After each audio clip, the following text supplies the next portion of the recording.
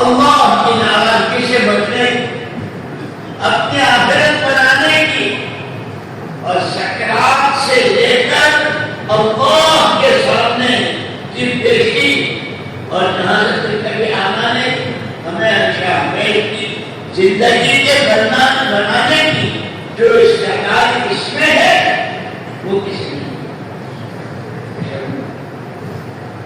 ہم نے اسی لیے کہا قرآن میں اِنَّا عَرَضْنَا الْأَمَانَةَ عَلَى السَّمَاوَاتِ وَالْأَرْضِ، زمین آسمان کا، لیکن سب نے کہا کہ ہمارے بس کا نہیں، ہمارے بس کا نہیں، فَأَبَيْنَ أَن يَحْمِلْنَهُ، اندر ہے وَحَمَلَهَا الْإِنسَانُ، انسان بھی اس کو اٹھا لیا۔ وہ امانت کیا ہے؟ وہ امانت ہے قرآن۔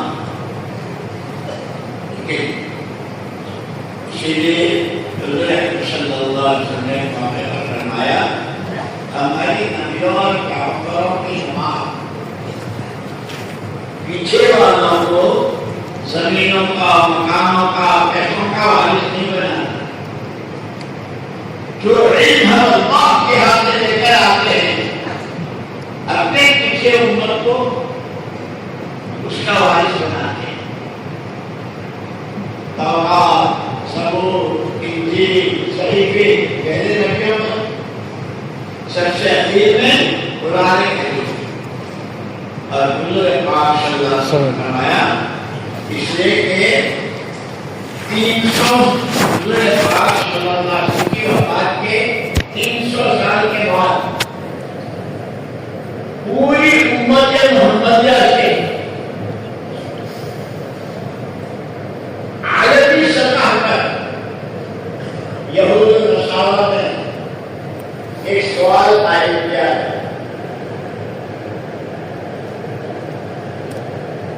ہر مرنے والا پیچھے والوں کو کچھ دے کے جاتا ہے، زمین جائیداد پیسہ، تمہاری نبی نے تم کو کیا دیا؟ جہالت کا دور پڑا، امت کو یہ نہیں معلوم تھا کہ ہم ہیں کون، کہاں کیوں ہیں۔ لوگ پیتے ہیں، ہم بھی پیتے ہیں، لوگ مرتے ہیں، ہم بھی مرتے ہیں، لوگ کماتے ہیں، ہم بھی، حلال حرام، جائز ناجائز، قبر ڈھکن، سب چار خبر اپنی زندگی۔ اسی لیے مولانا اجاز صاحب رحمۃ اللہ علیہ فرماتے تھے ہماری یہ محنت، یہ دوڑ بھاگ، یہ احساس کی بیداری کے لیے ہے۔ احساسی کا نام زندگی ہے اور بے حسی کا نام موت ہے۔ اور مثال دیتے ہیں کہ سوئی ہے، ایک آدمی کی انگلی کا پورا کام نہیں کر رہا ہے، ڈاکٹر چیک کرتا ہے سوئی سے، کچھ محسوس ہو رہا ہے؟ نہیں۔ کچھ محسوس ہو رہا ہے؟ نہیں۔ تو کہتا ہے کہ پہلا جو ہے وہ مرا ہوا ہے۔ احساس نہ ہونا موت، اور احساس زندگی۔ مولانا محمد اجاز صاحب رحمۃ اللہ علیہ فرماتے تھے ہم کون ہیں، کہاں ہیں، کیوں ہیں، ہماری کیا ذمہ داری ہے، اس کا احساس ہونا، اس کا نام ہے امت کی زندگی۔ اس کا احساس ہی نہیں ہے تو امت مری ہوئی ہے۔ اور میرے بڑے کو کیا کہتے ہیں؟ مردہ۔ اور مردے میں کیا ہوتا ہے؟ سب سے پہلے بدبو شروع ہوتی ہے، کہیں بلی، کہیں کتا، کہیں کوئی جانور مرا ہوا پڑا ہو تو بدبو پھیلتے ہیں نا، ایسے انسان جب مرتا ہے بدبو پھر پھولتا ہے، پھر پھٹتا ہے، پھر اس کے اندر سے جراثیم اٹھتے ہیں اور وہ فضا کو کہتے وائرس، 10-20 لاشیں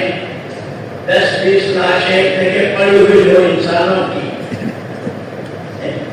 کہ یہ وہ ہے جن کا احساس ہی نہیں تھا، مر گئے۔ کیا کہ بدلو اور جو ان کا ہے۔ اسی لیے کہتے ہیں کہ اس وقت اور جب سے دنیا بنی ہے ہر انسان نے اللہ پاک نے محنت کا ایک مادہ رکھا ہے اور اس محنت کے اللہ کے یہاں بڑی حیثیت جس چیز پر لگاتا ہے وہ چیز سامنے آتی ہے. محنت کسے کہتے ہیں؟ سر سے لے کر پیر تک جو ہاتھ میں اللہ نے دیے ہیں یہ بول رہا ہوں نا یہ زبان کی محنت ہے. آپ سنتے ہیں آپ کے کام کی محنت ہے. مسجد میں جاتے ہیں یہ آپ کے بیٹھنے کی محنت ہے. ہر ایک میں محنت ہے اس کے بعد اور اس محنت کے بارے میں ہر ایک کو اختیار کیا ہے اللہ نے. لوہے پر لکڑی پر تانبے پر مٹی پر پخانے پر جس پر کہو ایمان پر اعمال پر آخرت بنانے پر اللہ کو راضی کرنے اللہ کی ناراضگی سے بچنے پر اس پر جس پر محنت کرو گے وہ کس سامنے ہے. اسی لیے حضرت عیسیٰ علیہ السلام کو جب اللہ پاک نے زندہ آسمان پر اٹھا لیا آسمان پر اٹھا لیا اور پورے زمین پر کوئی نبی کوئی پیغمبر نہیں تھے لیکن نبی ہی اس لیے آتے تھے کہ لوگوں کی رہبری کرے کیا بولنا کیا نہ بولنا کیا کمانا کیسے خرچ کرنا کہاں کرنا اچھا کیا ہے برا کیا ہے نیکی کیا ہے بدی کیا ہے حق کیا ہے ناحق کیا ہے یہ نبی بتاتے. تو نبی کوئی نبی ہے اور جانور کے لیے جانور کسی شہر کا کسی دن کا پابند نہیں.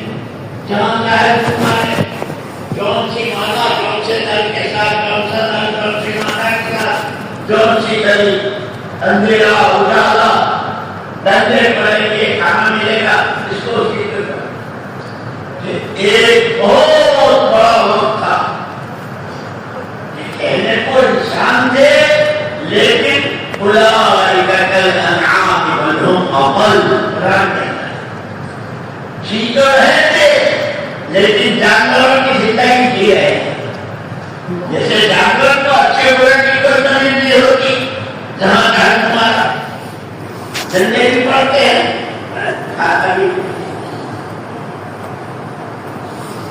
لیکن حدیث میں آتا ہے الخلق اعیان اللہ مخلوق پوری کی پوری اللہ کا قربا قبیلہ ہے. حق الناس الی اللہ انفعهم للناس. اس پورے قبیلے میں سب سے زیادہ محبوب اور سب سے زیادہ پیارا اللہ کے ہاں وہ ہے جو اس کے بندے بندیوں کو جو اس کے کنبے کے لوگوں کو نفع پہنچائے. پھر علماء نے اس کی تشریح کی کہ ایک دفعہ ہے وقتی کسی کو پیاس لگی پانی پلا دیا تھوڑی دیر کے بعد پھر پیاس لگی ننگا ہے کپڑا پہنا دیا کھڑ جائے گا بھوکا ہے کھانا کھلا دیا کہ یہ نفع پہنچانا تو ہے لیکن وقتی اور ایک دفعہ آئے گی کہ اس کو ایسے راستے پر ڈالنا اور ایسے راستے پر لے کر چلنا اور اس راستے کا نتیجہ بتانا کہ سکرات میں بھی آسانی ہوگی قبر میں بھی سوالوں کا جواب آسان ہو جائے گا. فرشتے نورانی خوشبودار اور ایک طرف نماز ایک طرف صدقہ ایک طرف یہ جو زندگی گزاری ہوگی وہ سامنے ہو اور فرشتے کہیں گے نم کلاؤ مت العروس. جیسے دلہا دلہن سوتے ہیں کسی طرح کا دنیا میں جو چاہے ہوتا ہے یہ میرا شوہر ہے یہ میری دلہن ہے یہ میرا دلہا ہے کوئی دقت نہیں کیونکہ ایسے سو جا جیسے دلہا دلہن سوتے ہیں. قیامت کا سر پھوکے جاتا ہے کہ جنت قبر. اس لیے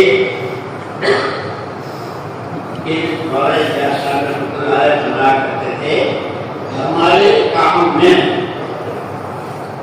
فضائل کا علم مقدم ہے، مسائل بعد میں ہیں۔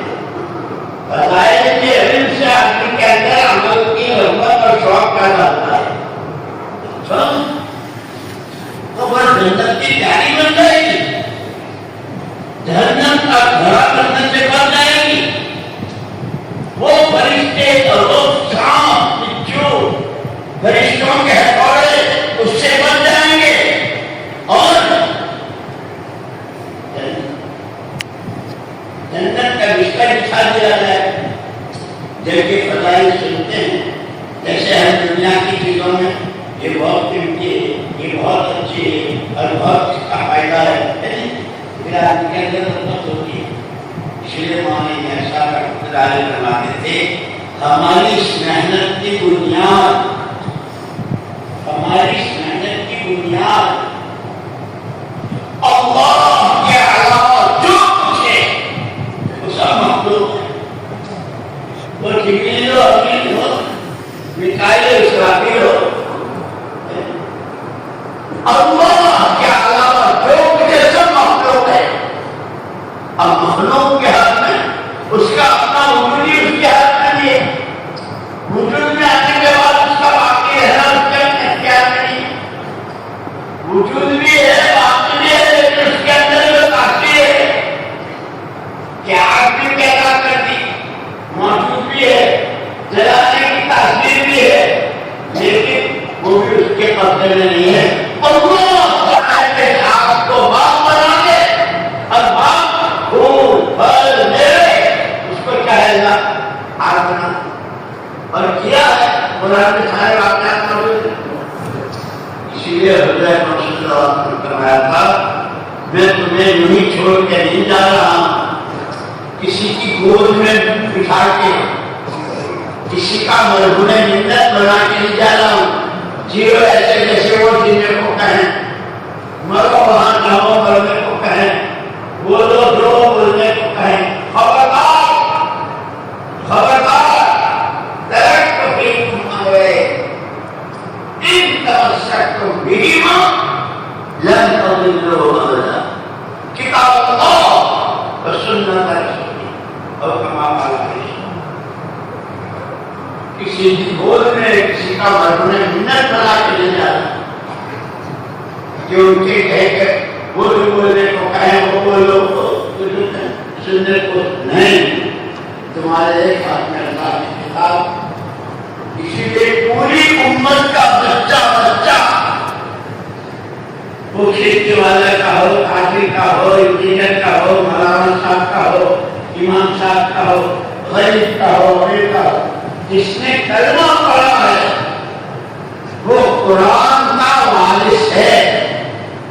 رسول پاک صلی اللہ علیہ وسلم نے امت کو میراث میں قرآن دیا اور کیا فرمایا، ایک آیت سے قرآن دیتے ہیں، دوسرے آیت میں یہ قرآن اس کا حلال حرام جائز ناجائز قبر حشر آخرت جنت دوزخ یہ سارے مسئلے سارے مرحلے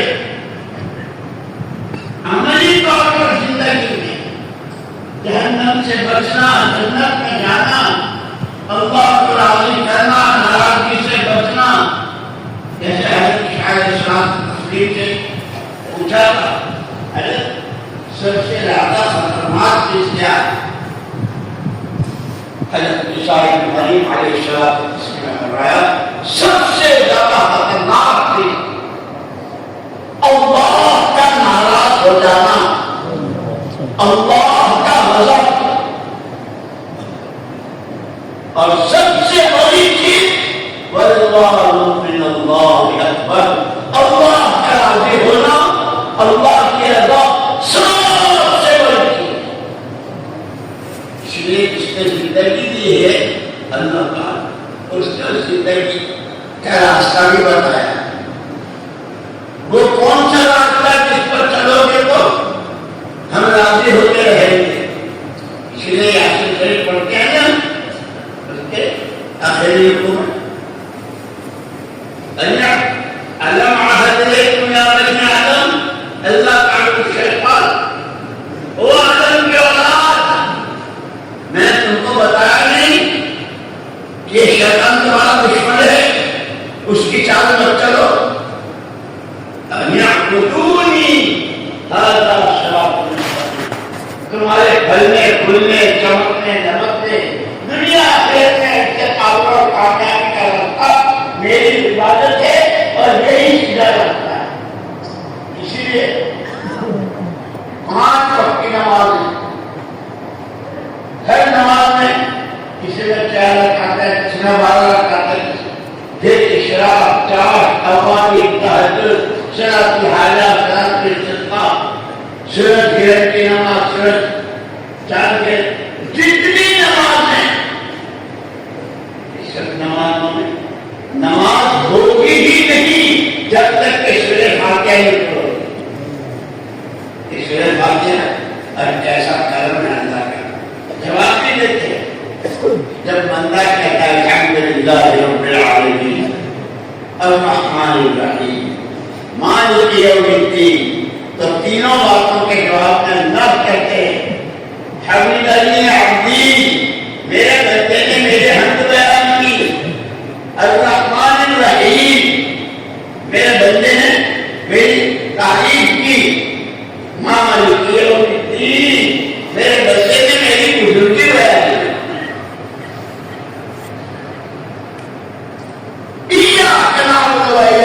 تیری ہی مانیں گے. اس لیے ہم سے کہا نا کہ ایمان کا تقاضا اللہ کی اطاعت، اللہ کی عبادت. مومن کہ اللہ کو مانو، اللہ کی مانو، پھر جو ماننا ہو اللہ کی مانو. اسی لیے حضرت عمر رضی اللہ عنہ کے زمانے میں بہت بڑا قحط ہوا، بارشیں نہیں، زمین کی پیداوار نہیں. ایک وقت میں 40,000 بھوکے پیاسے. حضرت عمر رضی اللہ عنہ کے خلاف کلمہ مصر والوں سے انہوں نے، بھائی تمہارے یہاں اناج پانی بہت ہے تو ہمارے سے اللہ بھیجو. وہاں سے اللہ آتا تھا اور اس پر لوگ، ایک صحابی نے ہاتھ دیکھا اور ان کو زیارت ہوئی حضور پاک صلی اللہ علیہ وسلم. اسے عمر کو کیا ہو گیا؟ اسے عمر کو کیا ہو گیا؟ وہ گھبرا گئے. انہوں نے جا کے حضرت عمر رضی اللہ عنہ حضور فرما رہے تم کیا ہو گئے؟ حضرت عمر رضی اللہ عنہ نے سارے مدینے کو مسجد میں جمع کیا. اس لیے ہمارے اصل جمع ہونے کی جگہ جو ہے وہ مسجد ہے. حضور ہمیں مسجد اللہ بنا کر گئے تھے. اللہ کے در پر آنا سیکھو، اللہ سے ماننا سیکھو، اللہ کی ماننا سیکھو، اللہ سے ماننا، یہ اس کی ہے. نے سب کو جمع کر لیا. سب کے سامنے سوال ڈالا، بھائی یہ بتاؤ حضور اکرم صلی اللہ علیہ وسلم کی وفات کے بعد میری زندگی میں تمہیں کون سی چیز اللہ کے نبی کے خلاف، اخلاق، آداب، کھانا پینا، لوگوں کے ساتھ کیا برتاوا، اللہ کے ساتھ کی ذات و صفات کا ایمان، قرآن کی ہر بات کو سارے بندے نے کہا میرے المومنین، کوئی چاول کے دامن کے دانے کے برابر آپ کی زندگی حضور کی زندگی سے ہٹی ہوئی نہیں. حضرت عمر رضی اللہ عنہ نے فرمایا کہ پھر حضرت جو فرما رہے تو عمر کو کیا ہو گیا؟ ایک صحابی نے اس کی تعبیر کی. حضور بھی فرما رہے ہیں ہم کو یہ سکھا کر گئے تھے کہ جب بھی مانگنا ہو اللہ سے مانگنا. یہ پچھلے والے نے مانگنا شروع کیا. اور ایک بات یاد رکھنا، آدمی کتنی ہی بڑی حیثیت کا ہو، عالم ہو اور دیندار ہو اور جو بھی، لیکن وہ نہیں سے ہوتی فرشتوں سے سب سے پہلے ان سے دور ہوئی تھی. پر آدمی کی آدمیت یہ ہے، انسان سیانت اس میں ہے، اپنی بھول کا اقرار کرتا ہوا اللہ سے معافی مانگے. فتلقى آدم من ربه کلمات، چوک ہو گئی تھی، اس درخت کے قریب جانے کو منع کیا تھا شیطان کے کہے میں، اس کے کہنے سے کھا لیا. اللہ تعالی کہ اللہ کی نافرمانی پر جنتیں چھین جاتی ہے. جنت سب سے بڑی نعمت آخرت کی. ایسے دنیا میں گناہوں سے، نافرمانیوں سے، اللہ کے حکم توڑنے سے، حضور پاک صلی اللہ علیہ وسلم کی شریعت سنت کے خلاف ورزی سے نعمت چھین جاتی. اللہ کی فرما برداری، نبی پاک صلی اللہ علیہ وسلم کی اطاعت، شریعت سنت کی تابعداری کہ اس پر وَلَوْ أَنَّ أَهْلَ الْقُرَىٰ آمَنُوا وَاتَّقَوْا، قرآن کہتا ہے، اللہ کہتا ہے یہ بستیوں میں، شہروں میں، گاؤں میں، گلیوں میں رہنے والے دو کام کر رہے ہیں. لَفَتَحْنَا عَلَيْهِمْ بَرَكَاتٍ مِّنَ السَّمَاءِ وَالْأَرْضِ، ہم ان کے لیے زمین و آسمان کی رحمتوں کے دروازے کھول دیں. وہ دو کام آمنوا واتقوا، اللہ کو ایسا ماننا جیسا وہ کتاب و صفات میں، اور اللہ کی ناراضگی سے حفاظت کرتے رہے. میرا کوئی سانس، میرا کوئی دیکھنا، میرا کوئی بولنا، میرا کوئی لقمہ کھانا، کمانا، خرچ کرنا، کھانی، کوئی چیز اللہ کو ناراض نہیں. اس لیے ایک موقع پر حضور پاک صلی اللہ علیہ وسلم نے کہا تھا اخشاکم واتقاکم باللہ، تم سب میں سب سے زیادہ اللہ سے ڈرنے والا اور اللہ کی ناراضگی سے بچنے والا میں. اور یہ زندگی حضور پاک صلی اللہ علیہ وسلم امت کے ہر فرد کو، او امت کے کافروں، او امت کے مالداروں، او امت کے جوانوں، او امت کی بہنوں، اپنے نبی کی چال کر اللہ کے ڈر پیدا کریں. اسی لیے قرآن میں یا ایھا الذین آمنوا اتقوا اللہ، یا ایھا الذین آمنوا کتنی جگہ تقویٰ کہتے ہیں ناراضگی کی چیزوں سے بچنا.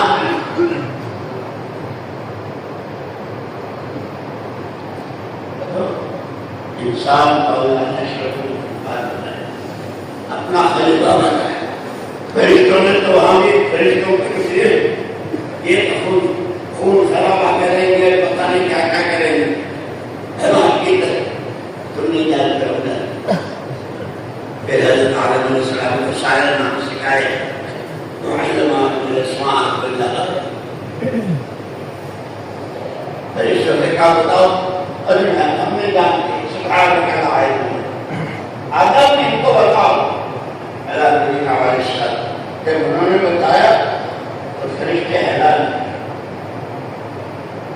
کہ ان کو یہاں. اس لیے دوستوں یاد رکھنا، ہماری اس پوری تبلیغ میں ہم دیندار بندہ ہیں، ہماری اولاد دیندار بندہ ہے، ہمارے محلے والے، ہمارے گاؤں والے، ہمارے صوبے ضلع والے، ملک والے، عالم والے دیندار بن جائیں تو وہ کوئی دین کوئی سکھوں گے کہ ہر طرح کا کام کیا دیندار بن گئے. کوئی بولی ہے کہ اس کا راستہ بتایا. مولانا ولی اللہ صاحب فرماتے تھے ہمارے پورے کام میں سب سے زیادہ اہم وہ علم و ذکر ہے. سیکھنا، سکھانا، اور جو سکھایا ڈاکٹر اس کو دھیان کے ساتھ کرنا، یہ اصل. جانتے نہیں ہیں کیا کریں. جیسے زمانہ جہلیت کا زمانہ کیا تھا کو جانتے نہیں. اللہ، آخرت، نبی، قرآن تم نہیں جانتے. اسی لیے انہوں نے کہا حقوق کو نہ جاننا جہالت ہے. یہ دنیا ادا کرنے کے لیے اس میں سب سے پہلا حق اللہ کا ہے، عبادت صرف اللہ کی. اس بات کو نہ جاننا جہالت ہے، اور جہالت کا نتیجہ جہنم. نبی آتے تھے بتا